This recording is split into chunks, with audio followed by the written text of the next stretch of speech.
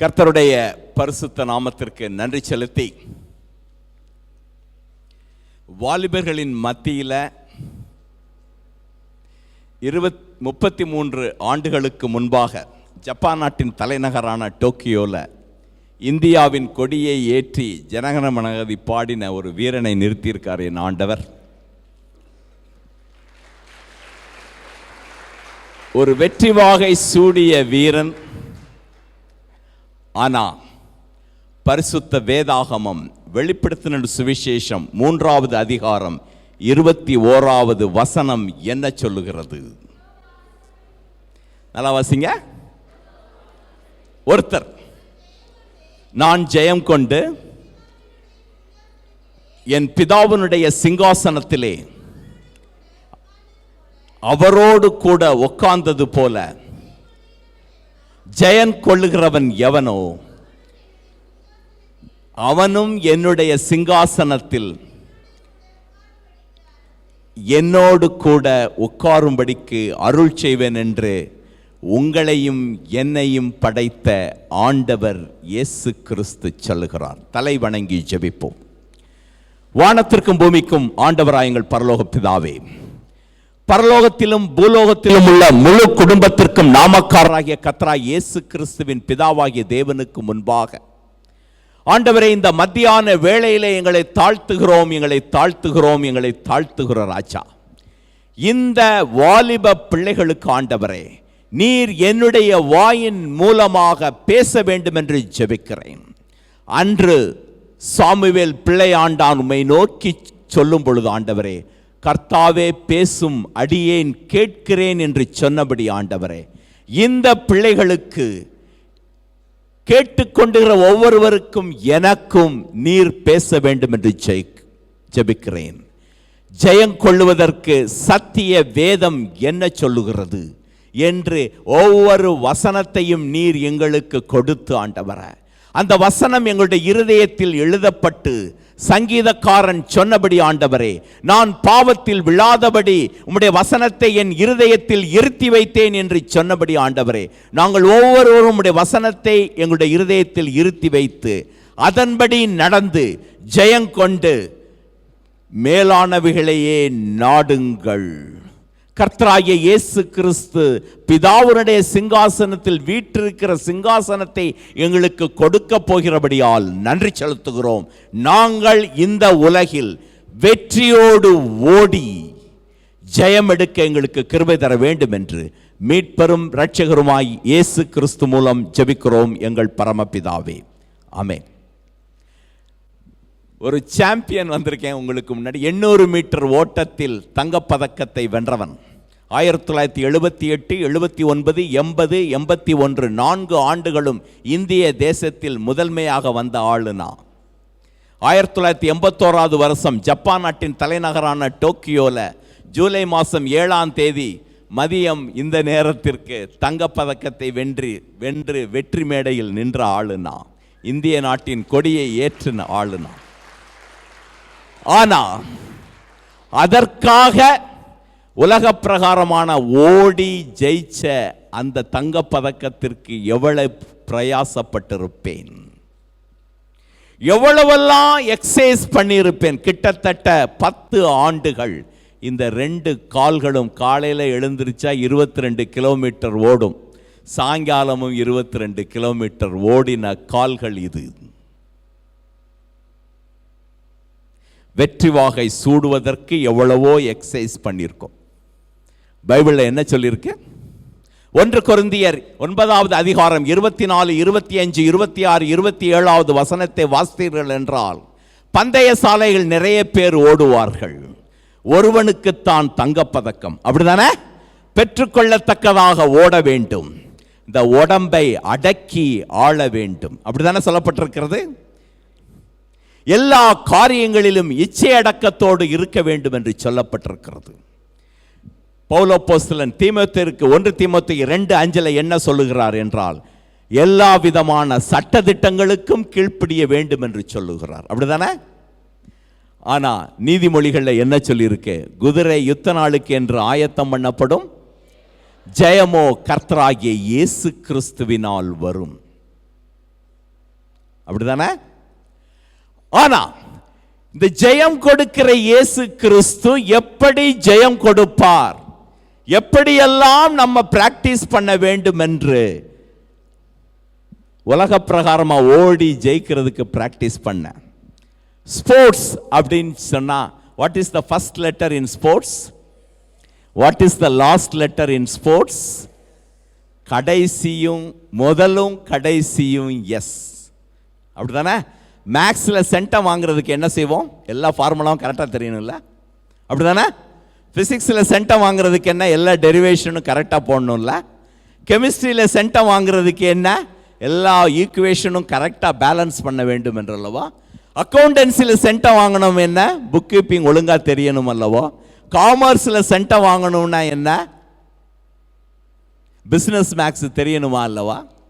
அதே மாதிரி விளையாட்டில் ஜெயிச்சு விக்டரி ஆகணும்னா அதுக்கு ஒரு ஃபார்முலா இருக்கு.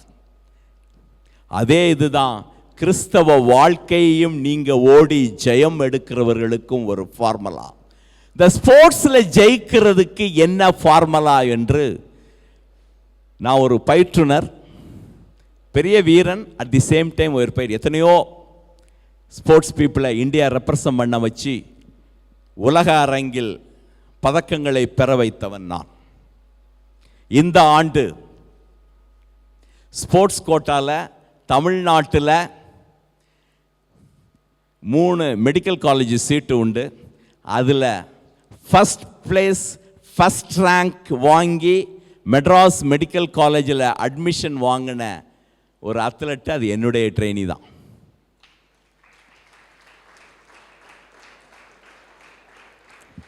பெருமைக்காக கூறவில்லை. எப்படியெல்லாம் நாம் உலகத்தில் பயிற்சி செய்து நாம் தங்க பதக்கத்தை வெல்ல வேண்டும், அதற்கு ஒரு ஃபார்முலா. ஃபர்ஸ்ட் லெட்டரும் எஸ், கடைசி லெட்டரும் எஸ்.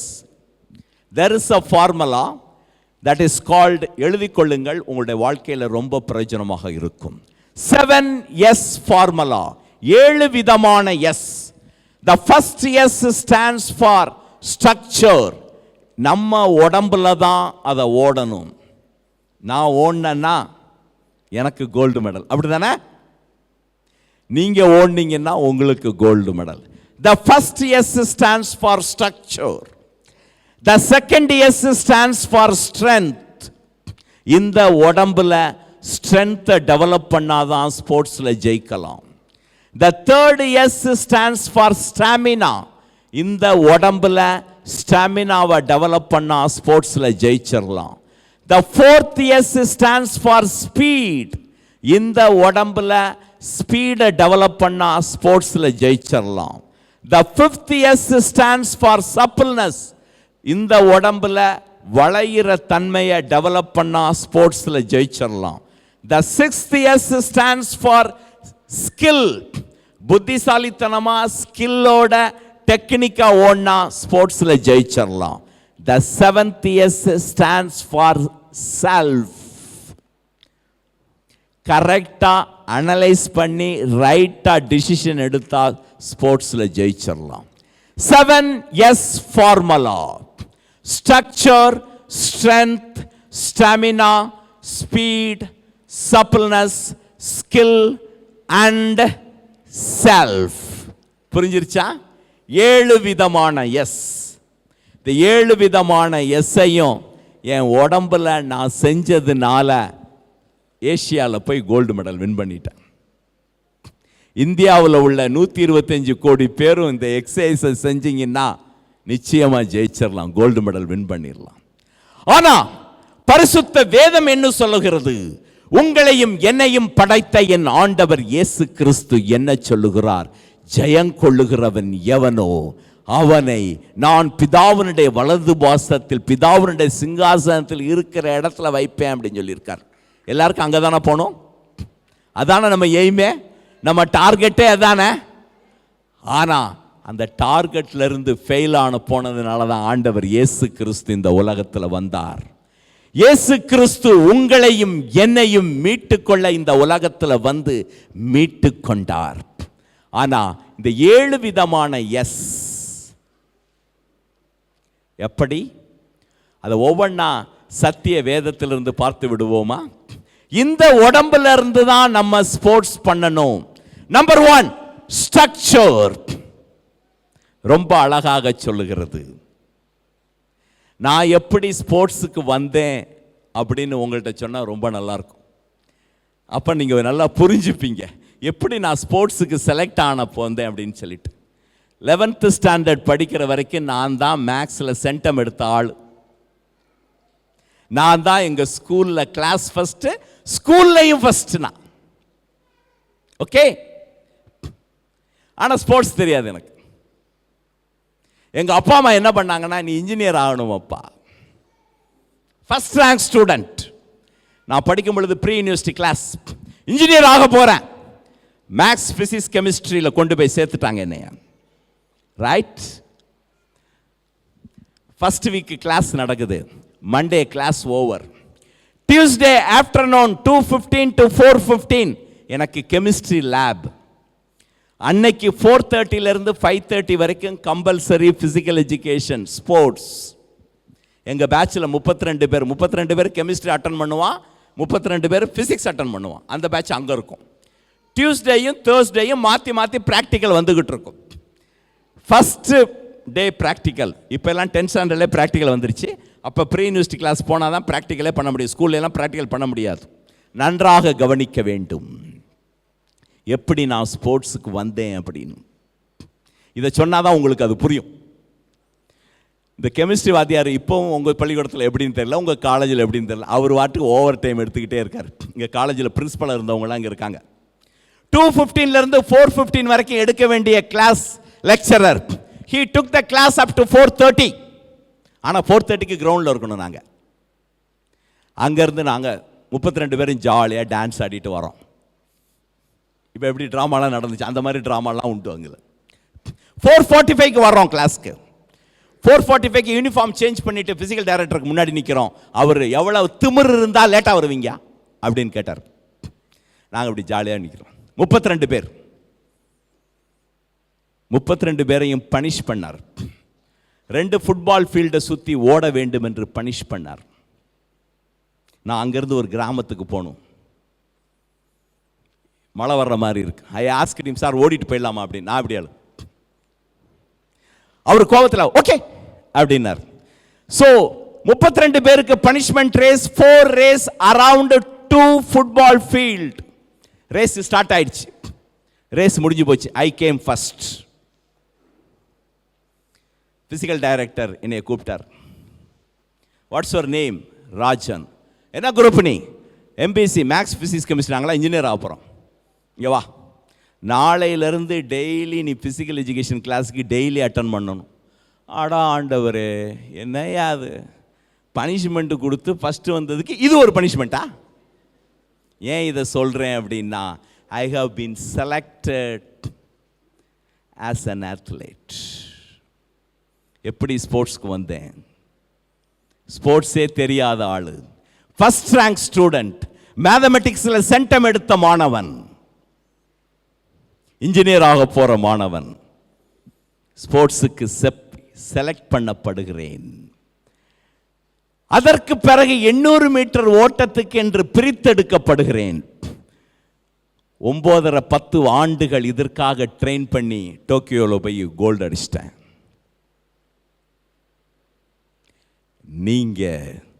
நீங்களும் நானும் கிறிஸ்தவ வாழ்க்கையை ஓடுவதற்கு செலக்ட் பண்ணப்பட்டவர்கள். எப்படி செலக்ஷன் பார்ப்போமா? தானியேல் தீர்க்கதரிசியின் புஸ்தகம் 1வது அதிகாரம் 3வது வசனத்தை எடுத்து வாசித்தீர்கள் என்றால் ரொம்ப அழகாக சொல்லப்பட்டிருக்கிறது. தானியேல் தீர்க்கதரிசியின் புஸ்தகம் 1வது அதிகாரம் 3வது வசனத்திலிருந்து நீங்கள் வாசித்தீர்கள் என்றால் ரொம்ப அழகாக சொல்லப்பட்டிருக்கிறது. ரொம்ப அழகா 7 விதமான காரியங்கள் அந்த ராஜா தன்னுடைய சீஃப் செக்ரட்டரியை கூப்பிட்டு சொல்றான். யோ, ராஜா பரம்பரையில் உள்ள ஆளை எடியா, பிரபுக்களுடைய பரம்பரையில் உள்ள ஆளை எடியா, நல்ல விஸ்டம் உள்ள ஆட்களை எடியா, நல்ல சயின்ஸ் தெரிஞ்சவங்களை எடியா, நல்ல திடகாத்திரம் உள்ளவங்களை எடியா, இந்த உடம்புல எந்த விதமான களங்கமும் இல்லாத ஆளை எடியா அப்படின்னு சொல்லியிருக்கான். அப்படிதானே? அது வீட்டில் போய் வாசித்து பாருங்க, ரொம்ப அழகாக இருக்கும். ராஜ்யத்தை ஆளுவதற்கு, கிறிஸ்தவ வாழ்க்கையை ஓடுவதற்கு வாட் இஸ் த செலக்ஷன் ரொம்ப முக்கியம். ராஜ்யத்தை ஆளுவதற்கு ஒரு ராஜா செலக்ட் பண்ணிட்டான், அப்படிதானே? ராஜகுலத்தில் உள்ளவர்கள், பிரபுக்களின் பிள்ளைகள், திடகாத்திரமா உள்ளவர்கள், ஞானம் உள்ளவர்கள், அறிவில் சிறந்தவர்கள், அப்படிதானே? அழகுள்ளவர்கள், எந்த விதமான உடம்புல களங்கமும் இல்லாதவர்கள். ரொம்ப முக்கியம், ரொம்ப முக்கியம். அதைத்தான் சொல்லுகிறது 1 கொரிந்தியர் 9வது அதிகாரம் 25வது வசனம் என்ன சொல்லுகிறது? இச்சையடக்கத்தோடு இருப்பார்கள் என்று. வாலிப பிள்ளைகளுக்கு இது ஒரு சவால். உங்களுக்கு முன்னாடி நின்று கொண்டு இருக்கிற நான், எனக்கு 57 முடிஞ்சு 58 வயசு நடக்குது. இது வரைக்கும் என் வாழ்க்கையில் நான் ஒரு சினிமா கூட பார்த்ததில்லை. என்ன சொல்கிறீங்க நீங்கள்? நாங்கள் சினிமாலாம் கையில் வச்சுருக்கோம்ன்றீங்களா? சினிமாலாம் மொபைலில் வச்சுருக்கோம்னு சொல்கிறீங்களா? என்னுடைய பிள்ளைகளையும் நான் அப்படித்தான் வளர்த்தெடுத்திருக்கிறேன். இது என் பிதாவாகிய தேவனுக்கும் கர்த்தராகிய இயேசு கிறிஸ்துவுக்கும் என்னுடைய தாய் தகப்பன்மாருக்கும் இந்த புகழ் சேரும். முக்கியம். பந்தயத்தில் போராடுகிறவர்கள். இந்த உலகத்தில் பந்தயத்தை ஓடிக்கொண்டிருக்கிறோம். அதான் பவுல் அப்போஸ்தலன் சொல்றாரு, ஓட்டத்தை, நல்ல போராட்டத்தை போராடினேன், அப்படிதானே? ஓட்டத்தை முடித்தேன், விசுவாசத்தை காத்துக்கொண்டேன். எனக்காக ஒரு கிரீடம் இருக்கியா? எனக்காக ஒரு கிரீடம் இருக்கியா? அது நான் வாங்கின அழிந்து போகிற கிரீடம் அல்ல. நான் டோக்கியோவில் வாங்கின கோல்டு மெடல் அழிந்து போயிடும், அப்படிதானே? இந்த உலகத்தில் வாங்கின அவ்வளவு மெடலும் அழிந்து போயிடும். அழியாத மெடல், அழியாத கிரீடம் என் ஆண்டவர் இயேசு கிறிஸ்து வைத்திருக்கிறார். ஓடி ஜெயிச்சாகணும் நீங்களும் நானும், அப்படிதானே? நல்ல போராட்டத்தை போராடினேன், ஓட்டத்தை முடித்தேன், விசுவாசத்தை காத்துக்கொண்டேன், எனக்காக ஒரு மெடல். அந்த ராஜா என்ன சொல்றான்? நேபுகாத் நேச்சார் சீஃப் செக்ரட்டரியை கூப்பிட்டு செலக்ட் பண்ணியா அப்படின்றான். செலக்ட் பண்ணிட்டான். செலக்ட் பண்ணிட்டு என்ன பண்றான்? 3 வருஷம் ட்ரெயின் பண்ணு அப்படிங்கிறான். 3 வருஷம் ட்ரெயின் பண்ணு அப்படின்னு சொல்றான், அப்படிதானே? 3 வருஷம் ட்ரெயின் பண்ணும் பொழுது நல்ல சாப்பாடு, ராஜா பேலஸ்ல இருந்து சாப்பாடு, மட்டன் பிரியாணி, சிக்கன் 65, வஞ்சர மீன் ஃப்ரை, எக் ஃப்ரை, அப்படிதானே? அப்புறம் என்னது? ஸ்வீட்டுக்கு என்ன சொல்றது? ஸ்வீட்டுக்கு என்ன? பிரெட் அல்வாவா? ரைட். ஆல் தீஸ் திங்ஸ் இங்கே சென்னையில் அதெல்லாம் உண்டு. எல்லாம் ஒரு வாரத்துக்கு ஒரு தடவை ஒரு கல்யாணம் போய் அட்டன் பண்ணிட்டு இருப்போம், நல்லா சாப்பிட்டு வருவோம் நாங்கள். அதே மாதிரி ஆனால் அதில் 4 வாலிபர்கள் தங்களை தாங்களே பிரித்தெடுத்தார்கள், அப்படிதானே சொல்லியிருக்கே?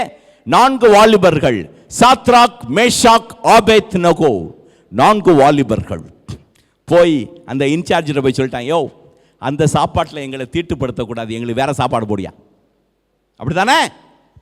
4 வாலிபர்கள். அந்த இது தானியேல் தீர்க்கதரிசியின் புஸ்தகம் 1வது அதிகாரத்தை நல்லா வாசித்து பாருங்க, உங்களுக்கு நன்றாக விளங்கும். First selection. ஆனால் 4 பேர் செப்பரேட் பண்ணப்பட்டார்கள். முக்கியம் முக்கியம் முக்கியம். செப்பரேட் பண்ணப்பட்டு 3 வருஷம் நல்லா ட்ரைனிங். 3 வருஷத்துக்கு முன்னாடி என்ன நடக்குது? ராஜாவுக்கு முன்னாடி கொண்டு போய் நிறுத்துறாங்க. ராஜா அவங்கள பார்த்துட்டு, இந்த 4 வாலிபர்களும் மற்ற எல்லா அறிவாளிகளை விடையும், ஜோசியக்காரர்களை விடையும், குறி சொல்கிறவர்களை விடையும் 10 மடங்கு ஞானம் உள்ளவர்களாய் கண்டான். கிறிஸ்தவ வாழ்க்கையை ஓடுறதுக்கு நீங்க செலக்ட் பண்ணப்பட்டவர்கள். கிறிஸ்தவ வாழ்க்கையை ஓடுவதற்கு நீங்க செப்பரேட் பண்ணப்பட்டவர்கள். கிறிஸ்தவ வாழ்க்கையை ஓடுவதற்கு ஆண்டவர் இயேசு கிறிஸ்து உங்களுக்கு ட்ரைனிங் கொடுத்து ஜெயம் எடுக்க வைக்கிறவர். ரொம்ப முக்கியங்க. அதுதான் structure. Selection, separation and training. இதைத்தான் ரொம்ப அழகாக சொல்லுகிறது லேவியராமம் புஸ்தகம் 19வது அதிகாரம் 2வது வசனம். லேவியராமம் புஸ்தகம் 19வது அதிகாரம் 2வது வசனம். உங்கள் தேவனும் கர்த்தருமாகிய நான் பரிசுத்தர், நீங்களும் பரிசுத்தராயிருங்கள். ரொம்ப முக்கியம். கிறிஸ்தவ வாழ்க்கையை ஓடுகிற நீங்கள், ஜெயங்கொண்டு பிதாவினுடைய வலது பார்சத்தில் உட்கார்ந்திருக்கிற இயேசு கிறிஸ்துவனுடைய சிங்காசனத்தில் அமரப்போகிற நீங்களும் நானும் கிறிஸ்தவ வாழ்க்கையை ஓடணும்னா பரிசுத்தமாய் இருக்க வேண்டும். உங்கள் தேவனும் கர்த்தருமாகிய நான் பரிசுத்தர், நீங்களும் பரிசுத்தராயிருங்கள். ரைட்? அடுத்தது செப்பரேஷன். லேவியராமன் புஸ்தகம் 20வது அதிகாரம் 26வது வசனம் என்ன சொல்லுகிறது? எனக்கேற்ற பரிசுத்தவான்களாய் இருக்கும்படி உங்களை பிரித்தெடுத்தேன் என்று சொல்லுகிறது. அப்படிதானே? ரொம்ப முக்கியம். பிரித்தெடுக்கப்பட்ட ஜனங்கள் நீங்களும் நானும். பனிஷ்மெண்ட்ல என்னைய ஸ்போர்ட்ஸுக்கு செலக்ட் பண்ணாங்க. அதுக்கப்புறம் 800 மீட்டர்ஸ் ரேஸுக்குன்னு என்னை செப்பரேட் பண்ணாங்க. 10 ஆண்டுகள் ட்ரெயின் பண்ணி போய் ஜெயிச்சிட்டேன். நீங்களும் ஜெயிக்க வேண்டும். அதைத்தான் லேவியராமன் புஸ்தகம் 21வது அதிகாரம் 8வது வசனம் என்ன சொல்லுகிறது? உங்களை பரிசுத்தமாக்குற கர்த்தர் நானே. உங்களுடைய முயற்சியினால் மட்டுமல்ல, முயற்சி செஞ்சே ஆகணும். பரிசுத்தமாய் இருக்கணும், டிசிஷன் எடுக்கணும், பரிசுத்தமாய் நடக்கணும். ஆனா பரிசுத்தமாக்குற கர்த்தர் ஆண்டவர். கர்த்தராகிய இயேசு கிறிஸ்துவின் இரத்தத்தினாலே பரிசுத்தம். ரொம்ப அழகாக சொல்லுகிறது. 1 யோவான் 1:8-9 என்ன சொல்லுகிறது? கர்த்தராகிய இயேசு கிறிஸ்துவின் இரத்தம் சகல பாவங்களையும் கழுவி சுத்திகரிக்கும். அப்படிதானே? உம்முடைய சத்தியத்தினால், யோவான் எழுதின சுவிசேஷம் 14வது அதிகாரத்தில் ரொம்ப அழகாக சொல்லப்பட்டு, உம்முடைய சத்தியத்தினால் நாங்கள் பரிசுத்தமானோம், உம்முடைய வசனமே சத்தியம். சத்தியத்தையும் அறிவீர்கள், சத்தியம் உங்களை விடுதலையாக்கும். ரொம்ப முக்கியம். வசனத்தை மறந்து விடாதீர்கள். வசனத்தின்படி நடக்க முயற்சி செய்யுங்க. ஆண்டவர் உங்களுக்கு ஜெயம் கொடுப்பார். So structure, selection, separation and training will take you to the Olympic Games gold. ஜெயம் எடுக்கிறவன் எவனோ அவன் நான் பிதாவினுடைய சிங்காசனத்தில் வீற்றிருக்க இடத்துல வந்து வீற்றிருப்பான். நீங்களும் நானும் ஜெயம் எடுப்போம். கர்த்தராகிய இயேசு கிறிஸ்துவின் இடத்தில் வீற்றிருப்போம். Right? What is the second letter? Strength. Strengthனா என்ன சொல்ல முடியுமா? என்னது?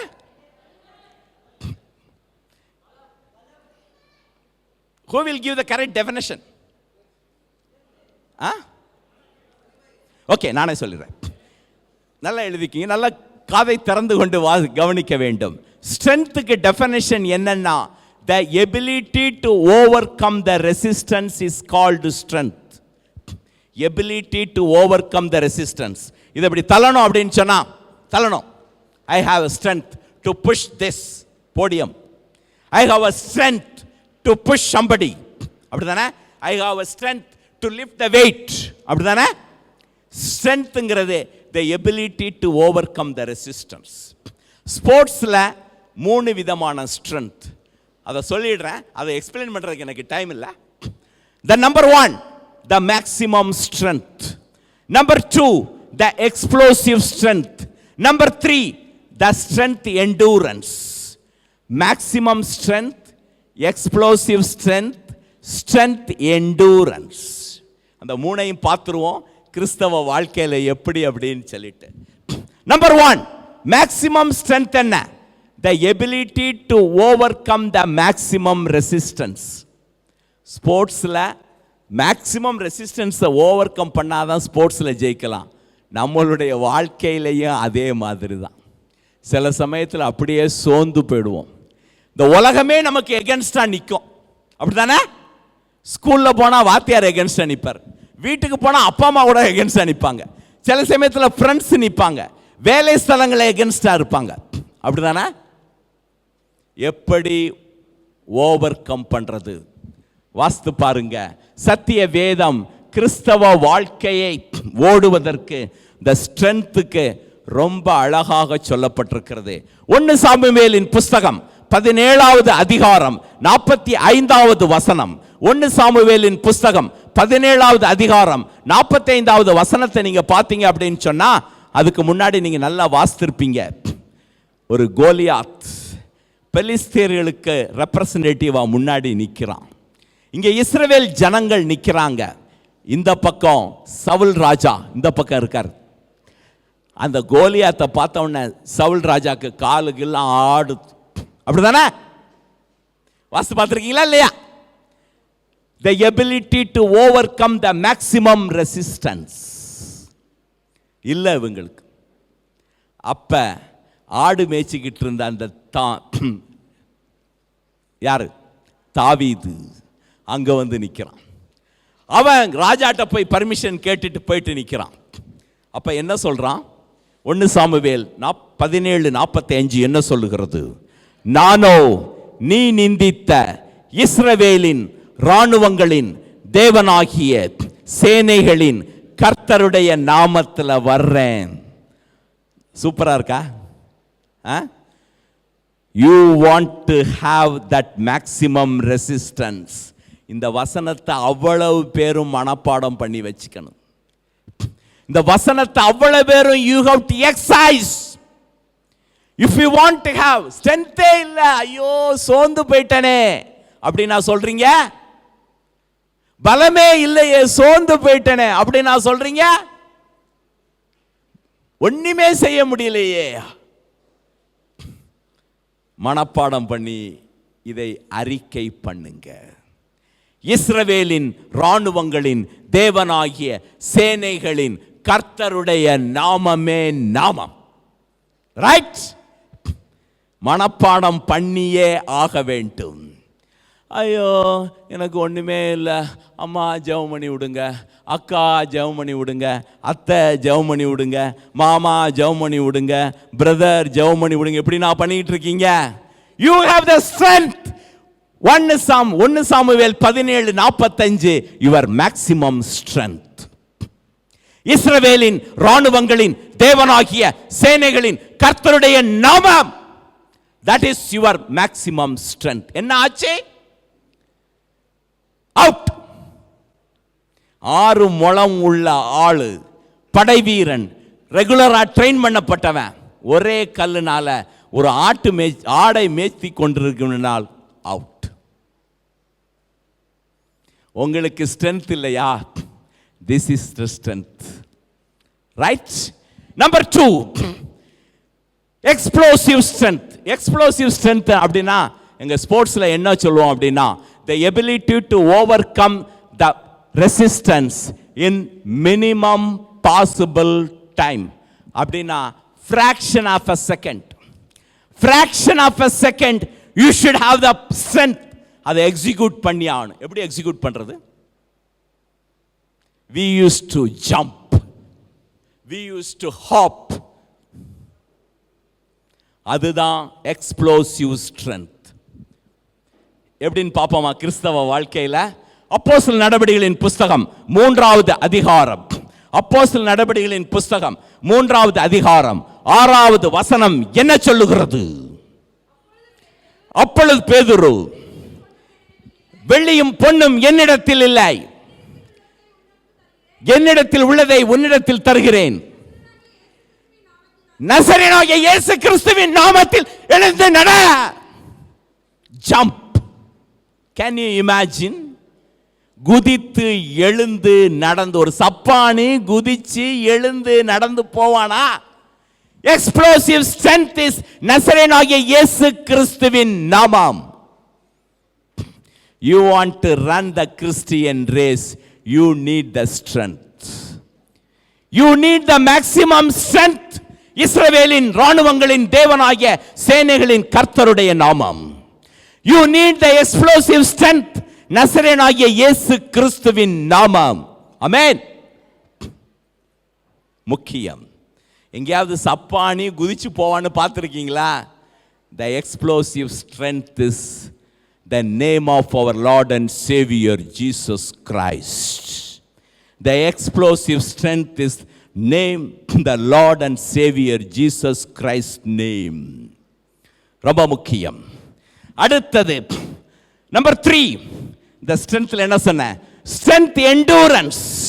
எண்டூரன்ஸ்னா the ability to overcome the resistance under the condition of fatigue. டயர்டான நேரத்திலையும் ஸ்ட்ரென்த் இருக்கணும். சோர்ந்து போறீங்கன்னா நடந்தே போக முடியல ஐயா, நடக்கவே முடியலை ஐயா. ஆஹா ஆஹா, த ரேஸ், த ரேஸ். 1981 வருஷம் டோக்கியோவில் எனக்கும் ஒரு குவைத் நாட்டு வீரருக்கும் ஃபைனல்ஸில் சண்டை நடக்குது. 700 மீட்டர் முடிஞ்சு போச்சு, கடைசி 100 மீட்டர்ஸ் இன்னும் போகிறோம். நான் ஃபஸ்ட் லைனில் இருக்கேன், அவர் செகண்ட் லைனில் இருக்க, 2 பேருக்கு சண்டை நடக்குது. I last 50 metres I ran for my life. டயர்டான நேரத்திலையும் எப்படியாவது தங்கப்பதக்கத்தை வென்றாக வேண்டும் என்று ஓடி முடித்தேன். டயர்டான நேரத்திலையும். கிறிஸ்தவ வாழ்க்கையை ஓடும் பொழுது டயர்டாகும். பரிசுத்த ஆவியானவர் உங்களுக்கு கை கொடுப்பார்.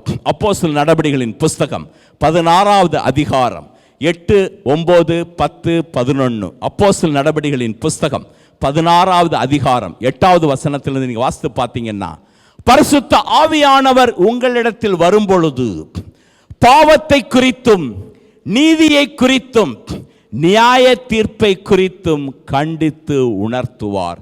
அருமை வாலிப பிள்ளைகளே, பரிசுத்த ஆவியானவருக்கு இடம் கொடுங்க.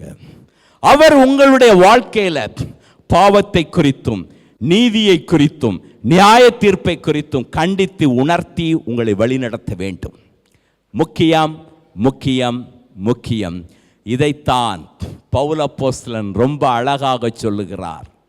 இந்த ஸ்ட்ரென்த் அப்படின்னா, ஸ்ட்ரென்த்துக்கு ரெஃபரன்ஸே centre of gravity of the point தான். சயின்ஸ் படித்தவங்களுக்கு ரொம்ப நல்லா தெரியும், இடுப்பு தான். அதைத்தான் பவுல் அப்போஸ்தலன் ரொம்ப அழகாக சொல்லுகிறார். எபேசியருக்கு நிருபம் 6வது அதிகாரம் 14வது வசனம் என்ன சொல்லுகிறது? எபேசியருக்கு நிருபம் 6வது அதிகாரம் 14வது வசனம், சத்தியம் என்னும் அரைக்கச்சையை கட்டினவர்களாக. அதோட நிறுத்திப்போம். சத்தியம் என்னும் அரைக்கச்சையை கட்டியே ஆக வேண்டும். You want to have a maximum strength. இஸ்ரவேலின் ராணுவங்களின் தேவனாகிய சேனைகளின் கர்த்தருடைய நாமம். ஸ்ட்ரென்த் வந்துடும் உடம்புல. நசரேயனாகிய இயேசு கிறிஸ்துவின் நாமம், எக்ஸ்ப்ளோசிவ் ஸ்ட்ரென்த் வந்துடும். கஷ்டமான நேரத்திலையும் பரிசுத்த ஆவியானவர் பாவத்தை குறித்தும் நீதியை குறித்தும் நியாய தீர்ப்பை குறித்தும் உங்களுக்கு கண்டித்து உணர்த்தி உங்களை கரம் பிடித்து வழி நடத்துவார். ரைட்? ரொம்ப முக்கியம். அடுத்தது, what is the third S? Stamina. Is it? Stamina என்ன? Stamina, it depends upon the heart, the lungs, the blood. Heart, lungs and blood. Blood ஃப்ளோவை பொறுத்து தான். ஒருத்தருக்கு நிறைய பேருக்கு ரொம்ப டயர்டாகிட்டான், சோர்ந்து போயிட்டான், ரொம்ப பேலாக இருக்கான், ரொம்ப அனிமிக்காக இருக்கான் அப்படின்னு பார்ப்பாங்களா? பார்த்துருக்கீங்களா? உண்டா இல்லையா? அனிமிக்காக இருந்துச்சுன்னு சொன்னால் பிளட்டில் ஹீமோகுளோபின் கண்டென்ட் கம்மியாக இருக்குன்னு அர்த்தம். ஓகே, ஹார்ட் நல்லா இருந்தால் தான் ஸ்டாமினா இருக்கும், லங்ஸ் கெப்பாசிட்டி நல்லா இருந்தால் தான் ஸ்டாமினா இருக்கும். அதே மாதிரி பிளட்டில் ஹீமோகுளோபின் ஜாஸ்தி இருந்தால் தான் டயர்டாக இல்லாமல் இருப்பாங்க. இதை மூணும் தான். This reference to the blood, this reference to the stamina of a body. ஸ்டாமினாவில் 3 விதம் உண்டு. இம்மீடியட், ஒரு வேலையை செய்கிறதுக்கு, ஒரு ஓட்டத்தை ஓடுறதுக்கு இம்மீடியட் எனர்ஜி ஃபீடிங். அடுத்தது, டயர்டான நேரத்திலையும் எனர்ஜி ஃபீடிங். அடுத்தது, லாங்கர் டியூரேஷன். 800 மீட்டர்ஸ் ஓடணும், 1 நிமிஷம் 49 வினாடிகளில் 800 மீட்டரை கடந்து தங்கப்பதக்கத்தை வின் பண்ண ஆளுனா. 109 செகண்டில் 800 மீட்டர் கடந்த ஆளுனா. ரொம்ப முக்கியம். How much stamina I had. கிறிஸ்தவ வாழ்க்கையை ஓடுவதற்கு எந்த விதமான ஸ்டாமினா? Number 1, accept. ஏசாயா தீர்க்கதரிசியின் புஸ்தகம் 64வது அதிகாரம் 6வது வசனம் என்ன சொல்லுகிறது?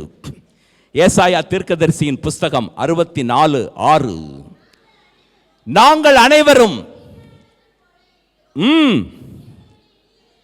எங்களுடைய நீதிகள் எல்லாம் அழுக்கான கந்தையை போல் இருக்கிறது. நாங்கள் அனைவரும் இலைகளைப் போல் உதறுகிறோம். எங்களுடைய அக்கிரமங்கள் காற்றைப் போல் எங்களை அடித்து. Accept we are the sinner. Accept நாங்கள் அக்கிரமக்காரர். அக்செப்ட் நாங்கள் நீதி இல்லாதவர்கள். அக்செப்ட் நாங்கள் அநீதி உள்ளவர்கள். மார்க் எழுதின சுவிசேஷம் 7வது அதிகாரம், மார்க் எழுதின சுவிசேஷம் 7வது அதிகாரம் 21-22 என்ன சொல்லுகிறது? எப்படி எனில், இருதயத்திலிருந்தே பொல்லாத சிந்தனைகளும்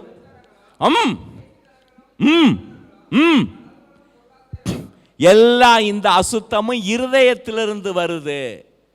நம்ம கிறிஸ்தவ வாழ்க்கையை ஓடணும்னா, ஸ்டாமினா இருக்கணும்னா இந்த இருதயம் கரெக்டாக இருக்கணும். Heart is the monitoring index. For sports, heart is the monitoring index to run the Christian race. Stamina வேணும்னா ஹார்ட் நல்லா இருக்கணும்.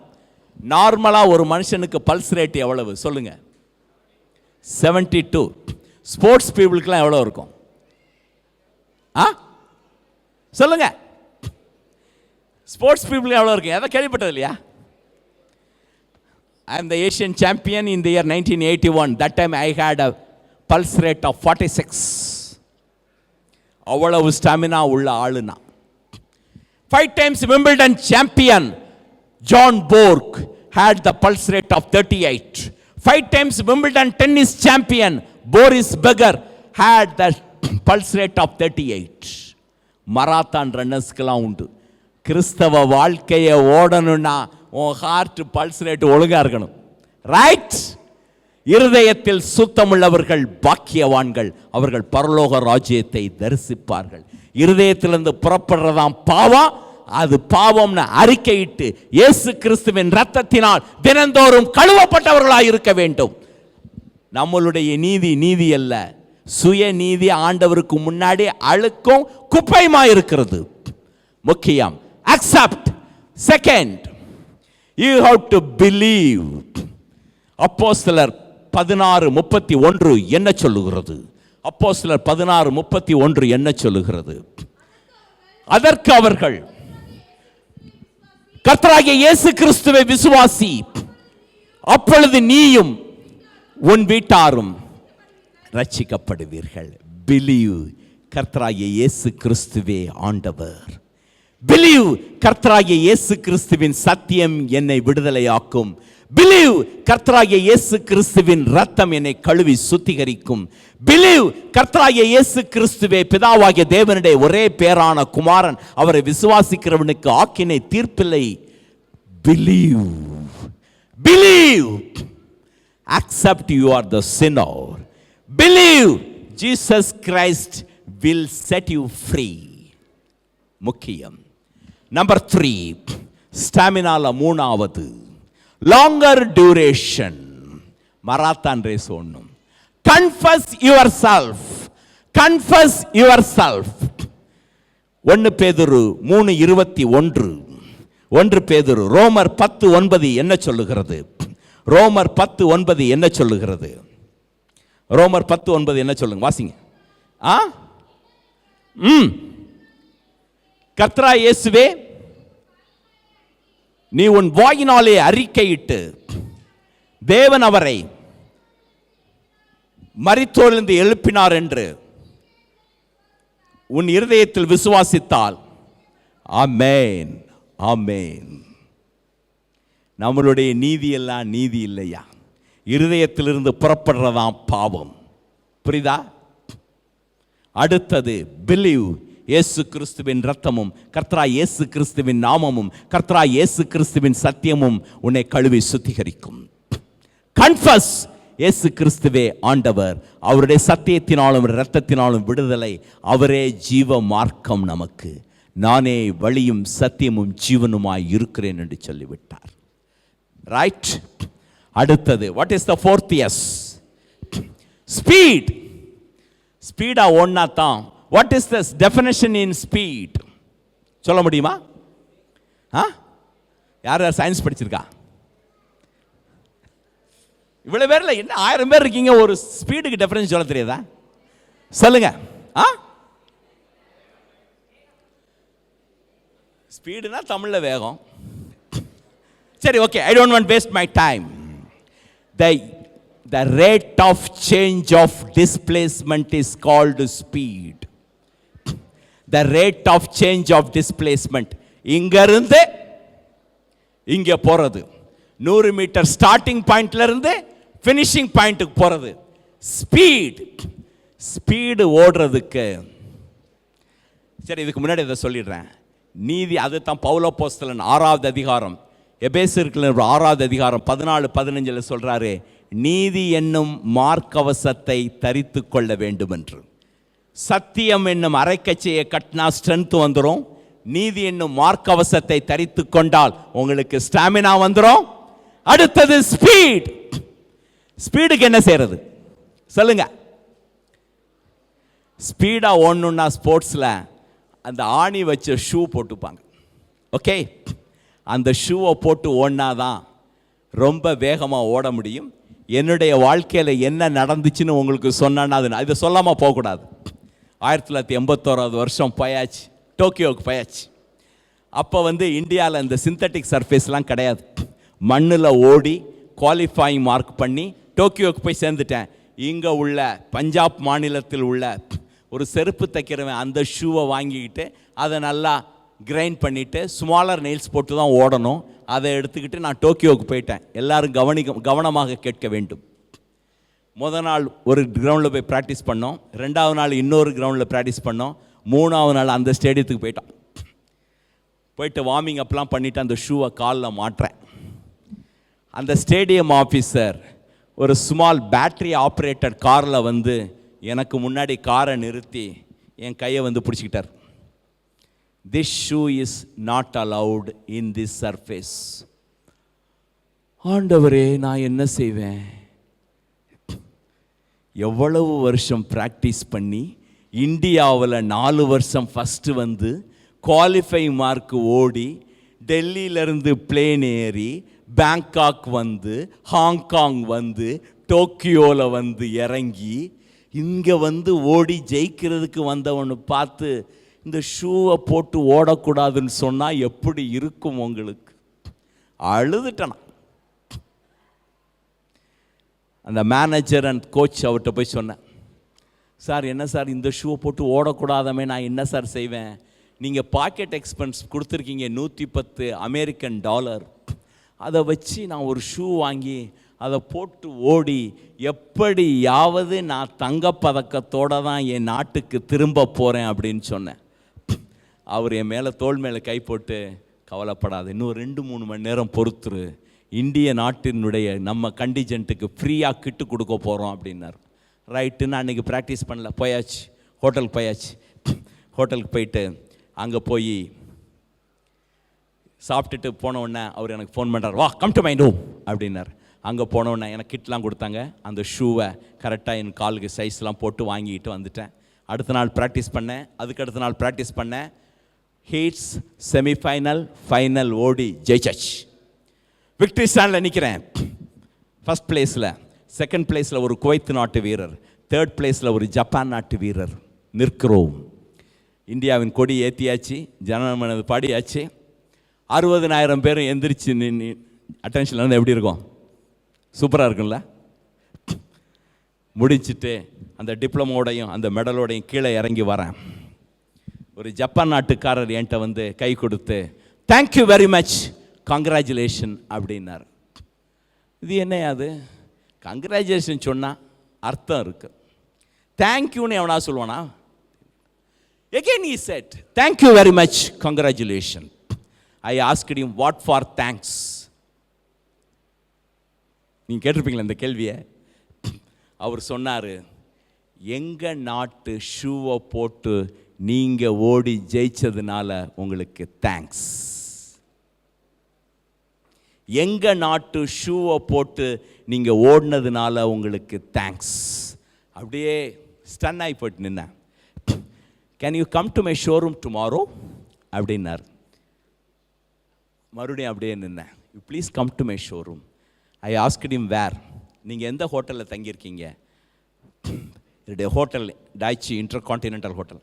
அந்த ஹோட்டல்லே 32வது மாடியில் இருக்கீங்க ஷோரூம். நாளைக்கு வாங்க அப்படின்னா. எத்தனை மணிக்கு? 11 மணிக்கு வாங்க. அடுத்த நாள் 11 மணிக்கு அவருடைய ஷோரூமுக்கு போனேன். இன்னொரு ஷூ ஃப்ரீயாக கொடுத்தார் எனக்கு. கேட்டுக்கொண்டிருக்கிற வாலிப பிள்ளைங்களே, ஸ்பீடா ஓடுறதுக்கு ஷூ. கிறிஸ்தவ வாழ்க்கையை ஓடுவதற்கு பவுல் அப்போஸ்தலன் என்ன சொல்லுகிறார்? எபேசியருக்கு எழுதின நிருபம் 6வது அதிகாரம் 15வது வசனம் என்ன சொல்லுகிறது? சமாதானத்தின் சுவிசேஷத்தை அறிவிக்க ஆயத்தம் என்னும் பாதரட்சையை போட்டே ஆக வேண்டும். எத்தனை பேருக்கு கிறிஸ்தவன் ஆன பிறகு இயேசு கிறிஸ்துவ ஆண்டவர் என்று சொல்லி இருக்கீங்க? சொல்லுங்க பார்க்கலாம். எத்தனை பேருக்கு சொல்லி இருக்கீங்க? கமான். சமாதானத்தின் நல்லா கைதுக்கு இயேசு கிறிஸ்துவே ஆண்டவர். நேருக்கு போய் சொல்லு, இயேசு கிறிஸ்துவே ஆண்டவர், இயேசு கிறிஸ்துவே ரட்சகர் அப்படின்னு சமாதானத்தின் சுவிசேஷத்தை அறிவிக்க ஆயத்தம் என்னும் பாதரட்சையை போட்டுக்கணும். நம்பர் 1 என்ன சொல்லுகிறது? உன்னுடைய அந்தஸ்தை விட்டு கீழே வரணும். நான் ஒரு பெரிய சாம்பியன், அந்தஸ்தை விட்டு கீழே இறங்கிடணும். Go to the field. You have to tell the gospel. பிலிப்பியருக்கு எழுதின நிருபம் 2வது அதிகாரம் 6வது வசனம் என்ன சொல்லுகிறது? பிலிப்பியருக்கு எழுதின நிருபம் 2வது அதிகாரம் 6வது வசனம். அவர் தேவனுக்கு சமமாய் இருப்பதை கொள்ளையாடின பொருளாக எண்ணாமல் தம்மை தாமே தாழ்த்தி அடிமையின் ரூபம் எடுத்து மனுஷர் சாயல் ஆனார். அவர் அங்கிருந்து இங்க வரல அப்படின்னு சொன்னா நம்மளாம் அவுட்டு. கல்லுக்கு முன்னாடி பணிஞ்சுக்கிட்டு கிடப்போம். அப்படிதானே? படத்துக்கு முன்னாடியும் மரத்துக்கு முன்னாடியும் பாம்புக்கு முன்னாடியும் புலிக்கு முன்னாடியும் சிங்கத்துக்கு முன்னாடியும் மாட்டுக்கு முன்னாடியும் பணிந்து கொண்டிருப்போம். இயேசு கிறிஸ்து பிதாவாகிய தேவனுக்கு சமமாய் இருப்பதை கொள்ளையாடின பொருளாக எண்ணாமல் தம்மை தாமே தாழ்த்தி அடிமையின் ரூபமெடுத்து மனுஷ சாயலானார். நம்மளும் அப்படி போவோம். ரைட்? முக்கியம் முக்கியம் முக்கியம். அடுத்தது, உன்னுடைய சொகுச விட்டு வா. நல்ல சிக்கன் பிரியாணி, மட்டன் 65, ஐஸ்கிரீம்லாம் சாப்பிட்டு உட்கார்ந்து இருக்காத. Go out and preach the gospel. Right? புதிய ஏற்பானுடைய நடுவசனம் எதுன்னு தெரியுமா? சொல்லுங்க பார்க்கலாம். The central verse of New Testament. யார் சொல்ல முடியும்? சொல்லுங்க சீக்கிரம். Central verse of New Testament. Acts 17:17 எடுத்து வாசிங்க பார்க்கலாம். அப்போஸ்தலர் 17:17 தான் புதிய ஏற்பாட்டின் நடுவசனம். என்ன சொல்லுகிறது? பவுல் அப்போஸ்தலன் சந்தை வெளிகளிலும் ஜெப ஆலயத்திலும் சந்தை வெளியில் சத்தியத்தை இயேசு கிறிஸ்துவ ஆண்டவர்னு சொன்னான். புதிய ஏற்பாட்டின் நடுவசனம் என்ன சொல்லுது? Acts 17:17 you have to preach the gospel. Right? முக்கியம். அடுத்தது, உங்களுடைய சம்பாத்தியத்தை வச்சு ஊழியத்தை செய்யணும். 2 சாமுவேலின் புஸ்தகம் 24:24 ரொம்ப அழகாக சொல்லுகிறது. ராஜா அவனை பார்த்து என்ன சொல்றான்னா, உன்கிட்ட ஃப்ரீயா வாங்கி நான் செய்ய மாட்டேயா, இந்த பணத்துக்கு வாங்கி தான் ஆண்டவருக்கு பலியிடுவேன் அப்படின்னு சொல்றான். முக்கியம், நீங்க ஒவ்வொருவரும் சமாதானத்தின் சுவிசேஷத்தை அறிவிக்க ஆயத்தம் என்னும் பாதரட்சையை போட வேண்டும். போய் சத்தியத்தை சொல்லணும். ஒவ்வொருவருக்கும் சொல்லணும். தினமும் சொல்லணும். சந்தை வெளிகளில் சொல்லணும். ஓப்பனா சொல்லணும். படிக்கிற இடத்துல சொல்லணும். வேலை பார்க்குற இடத்துல சொல்லணும். வீட்டில் சொல்லணும். எல்லா இடத்துலையும் சொல்லிக்கிட்டே இருக்க வேண்டும். கேம்பஸ் குருசியோட ஃபவுண்டர் ரொம்ப அழகாக சொல்றாரு, gossip the gospel. gossip the gospel. நம்ம வாயில பேசுறது காசிப்பே காஸ்பலாக தான் இருக்கணும். மற்ற எதையும் காஸ்பல், அடுத்தவனை பற்றி குறை சொல்றதுக்கு இதெல்லாம் இருக்கக்கூடாது. காஸ்பலாக தான் இருக்கணும். பேசுறது பூராமே காஸ்பலாக இருக்கணும். gossip the gospel. சமாதானத்தின் சுவிசேஷத்தை அறிவிக்க ஆயத்தம் என்னும் பாதரட்சையை போடு. அப்ப ஸ்பீடா ஓடி ஜெயிச்சிடலாம். ரைட், அந்த பாதரட்சை நீ போடணும். டைம் போய்கிட்டு இருக்கேன், இன்னும் ஒன்னே மட்டும் சொல்லி முடித்து விடுகிறேன். அடுத்ததை விட்டுருவோம், சப்ளினஸ் விட்டுருவோம். I will go to the 6th verse சொல்லி ஆக வேண்டும். ஸ்கில், அப்படிதானே? ஸ்கில், ஸ்போர்ட்ஸ்ல ஸ்கில்லை ட்ரெயின் பண்றதுக்கு 3 விதமான பாராமீட்டர் நாங்க கடைபிடிப்போம். நம்பர் 1, the alignment of the eye. Number 2, the alignment of the body. Number 3, the fitness level of an athlete. The fitness level of an athlete ரொம்ப முக்கியம். நம்பர் 1 யோவான் 2:16 என்ன சொல்லுகிறது? 1 யோவான் 2:16 என்ன சொல்லுகிறது? வாசிங்க. ஏனெனில் மாம்சத்தின் இச்சை, கண்களின் இச்சை, ஜீவனத்தின் பெருமை, இது எல்லாம் ஆண்டவர்னால வர்றதில்லை, இது பிசாசுனால வர்றது. கண்களின் இச்சை, மாமிசத்தின் இச்சை, ஜீவனத்தின் பெருமை, அதை நம்ம விட்டு கரெக்டா ஸ்கில்லை கற்றுக்கொள்ள வேண்டும். அந்த ஸ்கில்லை கற்றுக்கொள்ளனுக்கு ஒரே வழி என்னன்னா, சத்திய வேதத்தை, சத்தியம் என்னும் வசனமாகிய பட்டயத்தை கையில் வச்சுக்கணும். சத்திய வசனம் நமக்கு கரெக்டாக இருக்கணும். அதைத்தான் மத்தேயு எழுதின சுவிசேஷம் 4வது அதிகாரம் 1வது வசனத்திலிருந்து 10வது வசனம் வரைக்கும் ஆண்டவர் இயேசு கிறிஸ்து பிசாசினால சோதிக்கப்படும் பொழுது கண்களின் இச்சையை ஓவர்லுக் பண்றார். எப்படின்னா, இந்த உலகம் முழுவதும் உனக்கு தருவையா அப்படின்னார். அப்படின்னு பிசாசு சொல்றான், யோ உன் தேவனாகிய கர்த்தரை மட்டும்தான் பணிந்து கொள்ளணும் அப்படின்னு சொல்றார். என்று எழுதி இருக்கிறதே அப்படின்னு சொல்றார். அடுத்தது, இந்த கல்லெல்லாம் அப்பமாகும்னு சொல்லியா அப்படின்றாரு. மனுஷன் அப்பத்தினால் மாத்திரமல்ல, தேவனுடைய வாயிலிருந்து புறப்படுகிற ஒவ்வொரு வார்த்தையினால் பிழைப்பான் அப்படின்னு சொல்றாரு. அப்புறம் என்ன சொல்றாருன்னா, நீர் தேவனுடைய குமாரனே ஆனால் தாழ குதியும், அப்பொழுது என்னாகும்? தூதர்கள் கைகளில் ஏந்து கொள்வார்கள் அப்படின்னு சொல்றாங்க. அப்ப ஆண்டவர் சொல்றாரு, யோ அப்படி இல்லையா, உன் தேவனாகிய கர்த்தரை பரீட்சை பாராதிருப்பையாக. இந்த 3 விதத்துல தான் ஆதாம் தோத்து போனாப்ல. ஆதியாம் புஸ்தகம் 3வது அதிகாரம் 6வது வசனத்துல ஆதாமும் ஏவாளும் அதுல தான் அவுட் ஆயிட்டாங்க. இயேசு கிறிஸ்து ஜெயிச்சிட்டார். நீங்களும் உண்மையா ஸ்கில்ல, கண்களின் இச்சை, மாமிசத்தின் இச்சை, ஜீவனத்தின் பெருமை ரொம்ப முக்கியம். கண்களின் இச்சை, யோபு 30வது அதிகாரம் 1வது வசனம் என்று சொல்லுகிறேன். கண்களோடு உடன்படிக்கை பண்ணின நான் ஒரு ஸ்திரீயோடு இச்சையோடு பார்ப்பது எப்படி அப்படின்னு கேட்குறான். உண்மையாக இருக்க வேண்டும். கண்களின் வருகிற இச்சையில் விலகி இருக்க வேண்டும். இந்த உடம்புனால வர இச்சையிலிருந்து விலகி இருக்க வேண்டும். ஜீவனத்தின் பெருமையில் விலகி இருக்க வேண்டும். கரெக்டாக நீங்கள் செல்ஃப் ஸ்கில், கரெக்டாக இந்த டெக்னிக்கை நீங்கள் அடாப்ட் பண்ணுவீங்க, நிச்சயமாக நீங்கள் ஜெயிச்சிருவீங்க. 2 இதை எனக்கு சொல்கிறதுக்கு டைம் இல்லை. I will conclude. தயவு செய்து டெய்லி சத்தியத்தை நீங்கள் மனப்பாடம் பண்ணி ஆகணும். சத்தியம் என்னும் அரைக்கச்சையை கட்டினவர்களாக, நீதி என்னும் மார்க்கவசத்தை அணிந்தவர்களாக, சமாதானத்தின் சுவிசேஷத்தை அறிவிக்க ஆயத்தம் என்னும் பாதரட்சைகளை போட்டவர்களாக, விசுவாசம் என்னும் கேடகத்தை பிடித்தவர்களாக, ஆவியின் பட்டயமாக தேவ வசனத்தை கொண்டவர்களாக, இரட்சண்யம் என்னும் தலைச்சீராவை அணிந்தவர்களாக. அதான் செல்ஃப். அதை சொல்லிடுறேன். இந்த செல்ஃப்ங்கிறது 3 A's.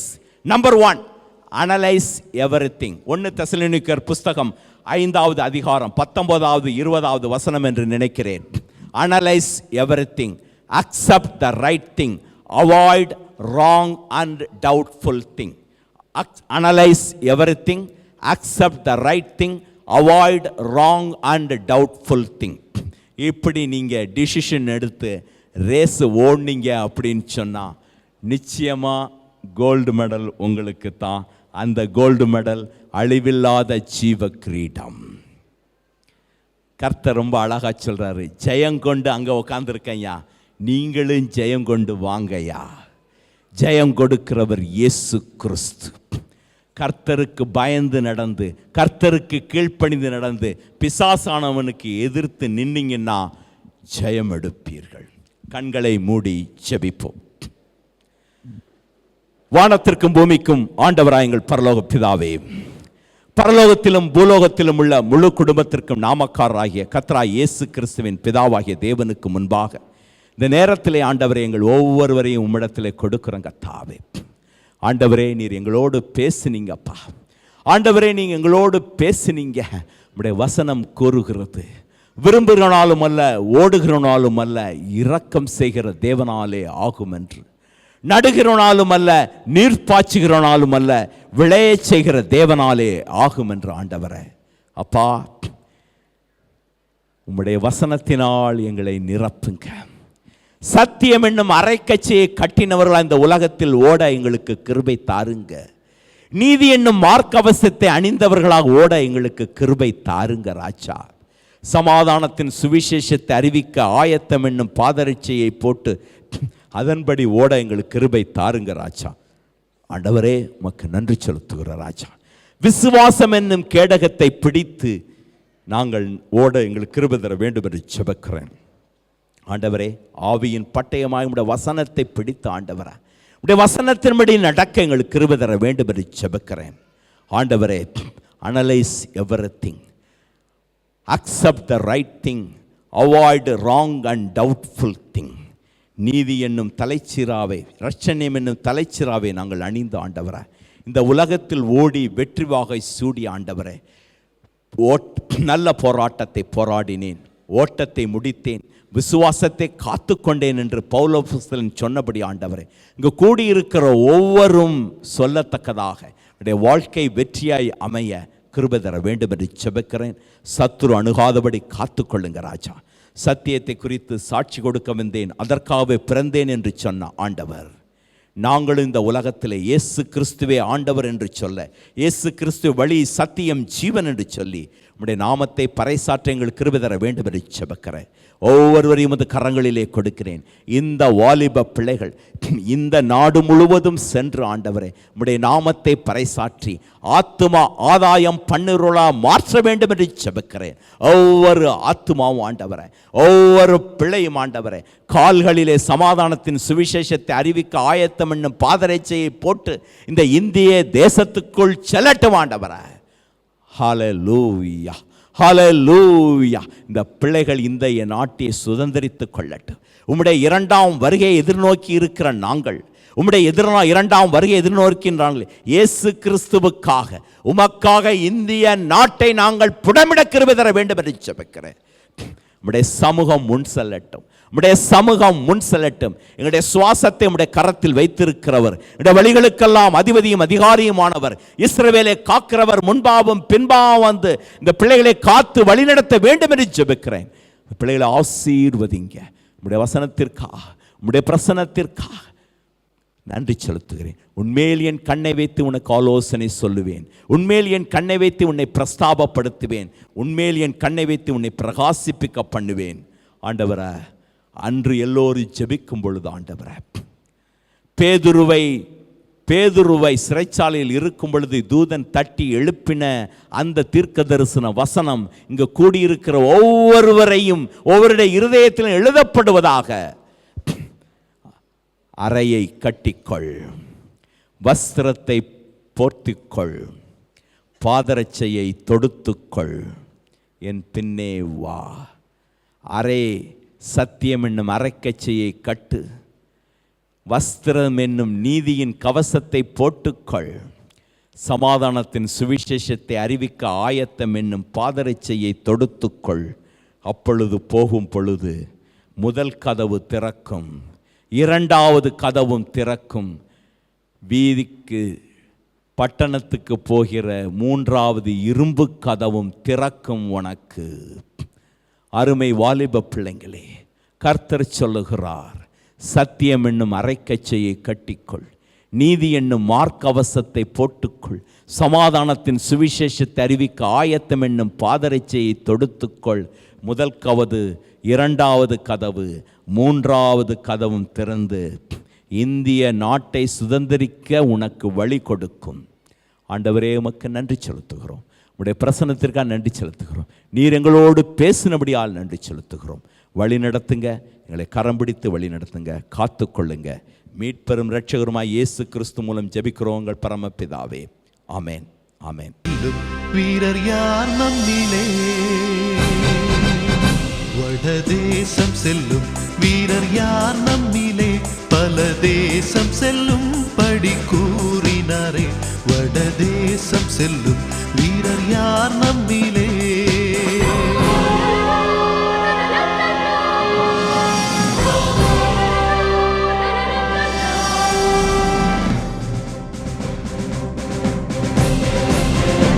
எத்தனை கூட்டங்கள் இங்கே, எத்தனை கொள்கைகள் இங்கே, ஒன்றும் அறியாதோர் அங்கே கோடி கோடியாக உண்டே. யாரும் இல்லை இன்று, யாரும் இல்லை இயேசுவை அறிவிக்க, யாரும் இல்லை, யாரும் இல்லை இன்று, யாரும் இல்லை இயேசுவை அறிவிக்க, யாரும் இல்லை. வடதேசம் செல்லும் வீரர் யார் நம்மிலே?